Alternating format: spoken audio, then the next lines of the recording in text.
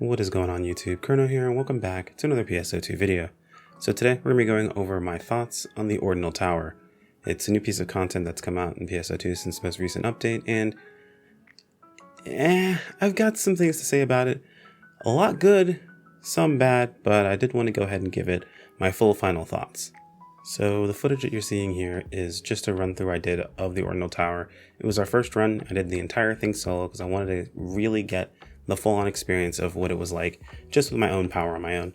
And it's, honestly, I guess let's just jump right into this. It was fun. I did like all of the different zones that we saw for the Ordinal Tower. It was cool seeing basically almost like a VR version of different areas, fighting the different bosses and things like that. And honestly, I had a really good time. Now, if you want a more condensed version of what I'm going to go over as far as my thoughts, what I think this did well, what I think this did poorly, and how it can improve, I actually tweeted out basically all of those things in the form of a Twitter post with a couple of replies of all the different things that I felt about the Ordinal Tower. So feel free to check out the video description. I'll make sure to leave a link there or in a pinned comment. Anyway, before we get to my actual thoughts, I'm going to give a very quick disclaimer. I know some people have looked at PSO2 as a lot of the community being very toxic positive when it comes to content, as no one really wants to critique things. As far as when I look at critiquing or providing feedback for content, the way I do it personally is I'm a fan of just sticking to an actual critique and leaving my feelings out of the critiques in those situations. So I'll tell you if there's something that I feel is good or feel is bad, but there's a difference between being critical and just being a jerk. Sometimes people tend to confuse the two of them or mix them together, or they make excuses as to why they're being a jerk, as in they're just being critical. I do my best to not do those things. Personally, I find that it's just something that I have personally gotten used to or gotten good at doing because of my current job, my 9 to 5, where a lot of that is very, very important. But yeah, we're not going to be completely positive about everything, but we're also not going to be a douche about it. So just be warned, if that's not something that you like, then maybe you want to just read the small stuff in the Twitter comment and then move on. But that's just not how we do content here. Anyway, with all that out of the way, let's go ahead and get started. So the good things I've enjoyed so far about all of this content, I think I mentioned it a little earlier, but I enjoyed seeing the different stages, the different bosses, and just generally going through the content. One thing that really stuck out to me was the first time rewards are absolutely bonkers. They're really, really good. We saw things like 100 Blizzardium. There was the best in slot armor available, one of each type, going up through it. So that definitely plummeted the costs of those armors. A ton of them became available very quickly, and a lot of people that weren't using them put them up on the market. Other people saw them, scalped them. It's one of the situations that happens when there are first-time rewards that pop up on the first day. That's usually the best time to pick them up. Prices will probably stabilize after, but looking at those rewards, I was actually fairly surprised and very happy with what I saw. Along with that, there were other rewards sprinkled in that if you weren't really paying attention to them, you wouldn't have noticed. Things like minerals, things like, what do I want to call them? The jump capsules that allow you to skip over potential unlocks or limit break unlocks. Like those little things were sprinkled in between that they weren't sellable, so they were stuff you could stack up for yourself, but they're very useful, especially for players that don't have tons of resources to spend on unlocking all of those things. I know just a few days ago on stream, we were just talking about how it's a great time to upgrade, but one of the most difficult times, one of the most difficult things for players when they are looking at upgrading are those limit break costs, those materials they have to get together. Those are stuff that you have to deal with that are very expensive. Now, granted, the Meseta sync, I believe personally, is still too high for some of these upgrades, which is really hurting people when they're trying to upgrade in their actual value. But these other pieces of materials, like the minerals and the skips, are actually they help a bit, right? And it was nice to see them added in the mix where you really wouldn't have expected them. So on top of the rewards, also I'd like to talk about the boss variety. The boss variety, honestly, pretty solid. As we go through the individual stages, the bosses that we fought, some easier than others, of course, because of how much power that we had. I'm sure you guys are seeing that in the footage in the background. But some bosses were easier than others until we got, of course, to the later stages. But just the variety of the different bosses and what we saw in the background, liked that a ton. I'm sure by now also you guys have seen the videos pop up of, the secret bosses and secret areas in, rank 7. I'm not going to talk about them here in case you want to go in with a clean slate and you don't want, to be spoiled about them. But the fact that they were there, also a neat little extra along with it. The 7th stage had 3 bosses that we fought, and it was kind of like, it felt like that was kind of like the thing we're building up to, was the quote unquote tower. You essentially kind of go up a tower that you can fight 3 bosses in technically whatever order you want to fight them in, which is important towards that secret boss thing. But you fight those 3 bosses as you're going up, and again, the boss selection I thought was top tier.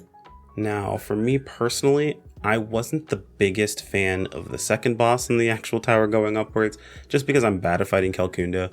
But the nice choice of the bosses that they picked for the tower was that, at least for rank 7, those 3 bosses, as you learn them, feel better to fight.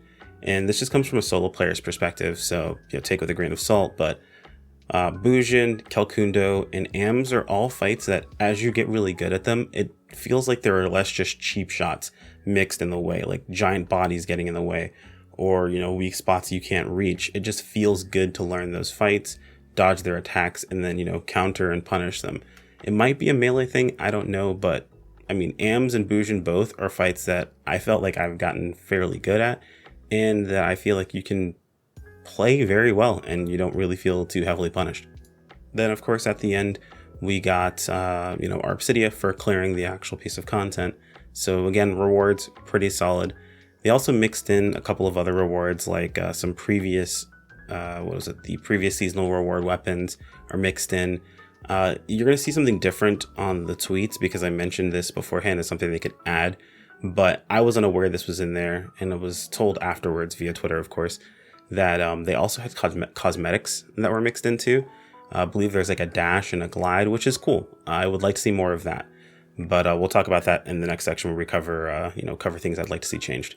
But yeah, just a short of things that I liked. It was fun. Had decent variety. The bosses were cool, and the stages were dope. The rewards were really good. Definitely worth your time in going through there at the very minimum once. Now we'll move on to things that definitely need some improvements.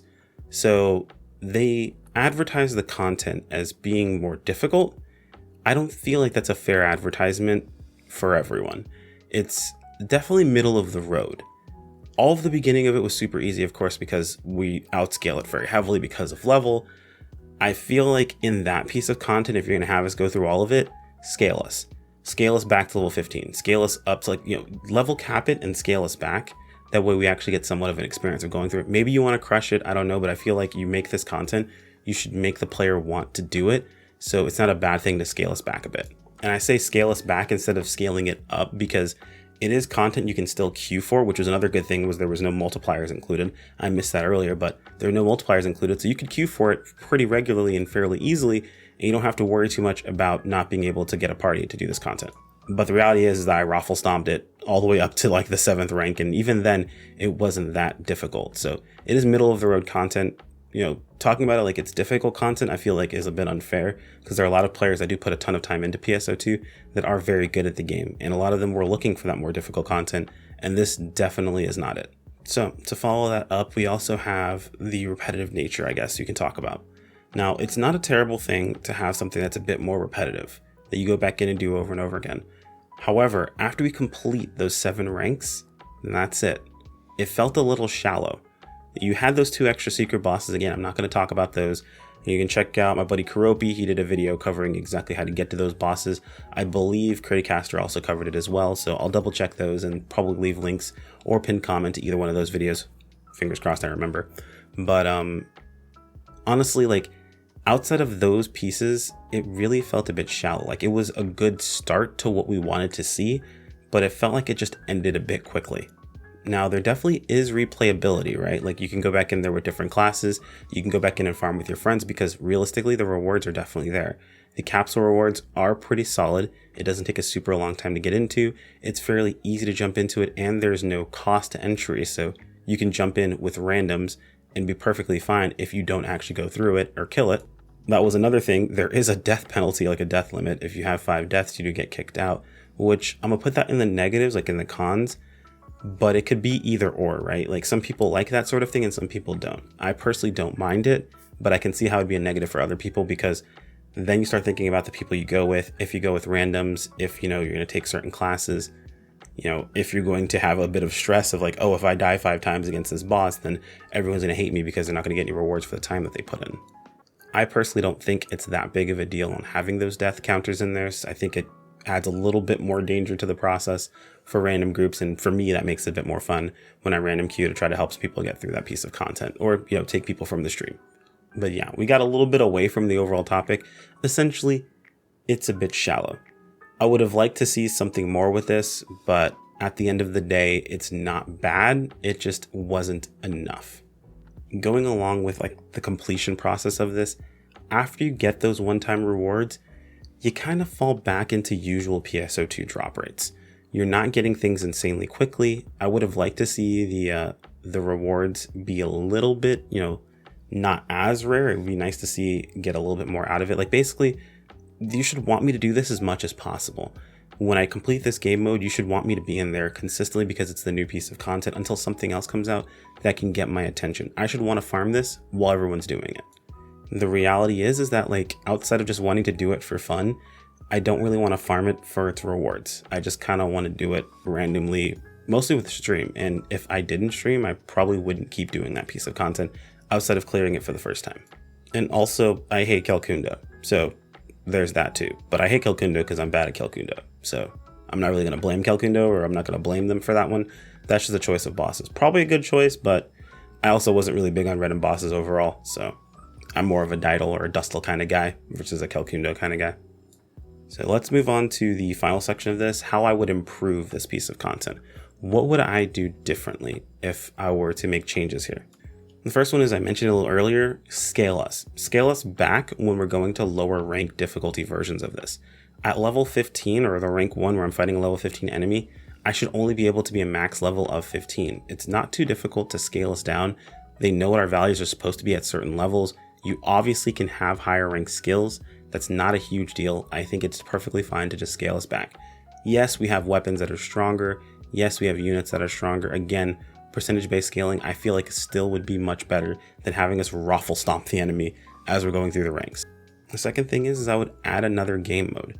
So after you complete the full 7 ranks, that's it. There's nothing else that changes. You just do rank 7 over and over again if you want to. You can go back to rank 6 or any of the other ranks. If you want to try to improve your times on those ranks, that's up to you. But outside of those specific situations, like there's nothing else to do. I would have liked to see something akin to like maybe an endless style rank where we just keep fighting enemies. The tower just keeps going up and up and up and up. And really, you don't have to change a whole lot. You can just add a teleporter to the top of the tower that brings you back to like maybe another room, or it takes you to another version of the tower, maybe a different color. Maybe there's color palette changes and things like that. Or, background color, like room changes, like that sort of stuff. That'd be super cool. But something else to bring us back in, right? To see how far you can keep going and pushing up. And that would have been fun. Then the point system would be more than just a speed race to like the most effective route. Or realistically, I mean, people that are in my stream probably heard me harp about this long enough as it is. This is really close to being divide quests again. You could take the system that you used from all of the ranks previous, you could scale them up to our current level. You could then provide us different routes to take as far as the bosses we fought, right? Because rank 7 already allows you to fight the bosses in whatever order you want. Imagine if it just branched off into 2 different directions. You fought a different boss on either side, and depending upon the side you went to, were different rewards. Some could be like positives, it can be negatives. A very common thing that happened in divide quests was you'd have 2 different routes. You would have the points route, and then you would have the life route. The life route would give you extra lives in case you felt like you might die, versus the points route providing you more points at the end of the completion. Of course, you wanted to go to the points route as much as possible, but it was RNG what stages you would get.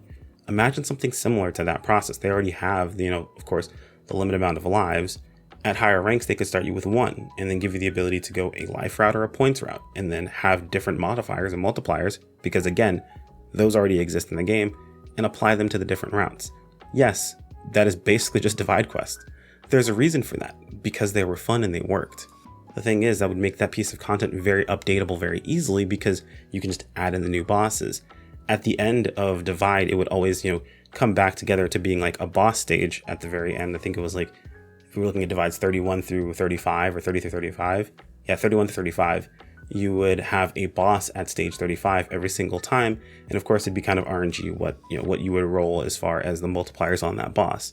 By making the multipliers RNG, but providing you the route choice, you give the ability for players to still queue together because you don't have to have the same multipliers. It's the stages that have the multipliers.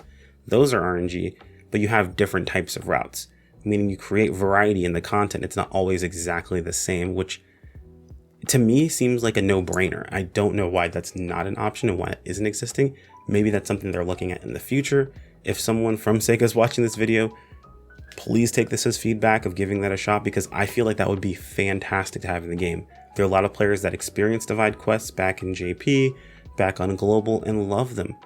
There were a lot of players who didn't like them as much, of course, but I feel like those players also aren't going to like this current piece of content. And if they do like it, they're not going to do it for very long. So I feel like it's not a bad idea to jump into this. And I feel like this is just me making an entire video to say bring back Divide quests, but I mean, we're so close to them and the possibilities are so high. Like, I mean, let's think about previous Divide, right? Like you had 31 through 35 that had different bosses, and some of those bosses had certain camos and certain cosmetics that they could only drop.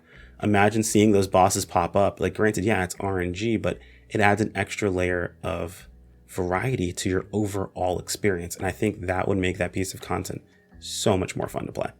I guess the whole point of that long ramble on was that add in another mode that just gets us back in there and adds variety to what we're doing. RNG is not the worst thing in the world. It is totally fine for it to exist in there if it creates variety. The worst feeling is the illusion of choice. That's why multipliers felt so bad, because you felt like you had the choice to choose certain multipliers for your experience. The reality is you were just choosing how well or how poorly you did. There's always going to be an optimized choice if you're as the player can make those decisions. When the game kind of does the choice for you and you just have to adapt to those choices, if done correctly, it does add a lot of variety and a lot of replayability to the game, which can make the game very, very fun. And my final piece of like what I would change as well would have just been the whole, adding in the more cosmetics. They have this thing right now going on where they're adding in recolors of of previous cosmetics, photon dashes, glides, and things like that. Double down on that. Keep adding more in. Add things like, idle stances and things of that sort. People like those cosmetics as rewards for doing hard content. It's when you add power to difficult content that players feel like they can't do, is then they start to get irritated and annoyed. Something that for bragging rights isn't really a huge deal. Like, a title, cool, that's always fun. You know how many people fought super, super hard for something like Endless or Eternal Loner or Forever Loner? Those titles were super difficult to get back in base game, and that's not something that adds any power to the game, right? Like if someone doesn't want to go after it, they don't have to. It doesn't take away from their experience. Something like that would be super awesome to see in the game itself. Again, it goes along with those game modes, but like, cosmetics, extra things like that added in would make this a lot more fun. So at the end of it all, when it comes down to it, if I had to give the Ordinal Tower a rank, for a first time experience, I'd honestly rank it like an 8. It felt really good to do, but we kind of did raffle stomp some content. It wasn't super difficult, but it wasn't like insanely easy when you got to the end either. You could die, and honestly, I did a few times. However, if we want to rate it after that first time experience, then it drops down to like a 6 out of 10. It's like getting there, but it's not quite there. It just feels a bit shallow. And that might be intentional. It may be something where they're testing the waters and then adding something to it. That is something SEGA does, and they just don't tell us about it. It happens all the time. It's very common. 2 very common things is they test the waters with something, and it seems like it's not a whole lot, or players are just like, oh, they should have done so much more with this. And if it works, they tend to add more to it. If it doesn't work, they tend to completely abandon it. If you're curious of my examples, look at something like The Gorge, where a lot of people just didn't like this piece of content. And what you'll find is that it's not going to be a thing in STIA. There is no temperature-based sort of content. Maybe they'll iterate on it, but The Gorge has gotten 0 updates. So it's just something that tends to happen the way the SEGA does their content. And hopefully they'll see that this is something that can be very good. It just needs a little bit more. But that's it. Those are my thoughts, completely laid out to the letter of how I feel about this piece of content. What do you guys think? Did you guys enjoy it? Do you think it's lame? I know some people think it's lame, and honestly, I don't blame you. It's not super difficult, so it wasn't the difficult content we were looking for. Some people think this is absolutely perfect, and they're actually finding a difficult time with it because let's be honest, the players that are really, really good at the game and the players that are very average at the game, there's usually a pretty big skill gap between them. So it's easy for that sort of situation to happen, and it's sometimes difficult for them to balance in those situations. So I sympathize with both ends of the spectrum. I totally get where you guys are coming from. So if you feel like that's the case for you, don't feel like you have to be stifled. I'm totally down to hear what you guys have to think in the comments below. I'm trying to read more of my comments. I have gotten away from that. I'm getting better at it again, so let me know what you guys think. Like if you guys enjoyed the video, subscribe when you keep up with more. Again, we have made a new Discord. It's where I'm trying to stay the most active as possible, so if you guys have any questions, feel free to toss in the Discord. There should be a link in the video description to that as well. Anyway, guys, thanks for watching all the end. I'll see you in the next one. Take care. Peace out.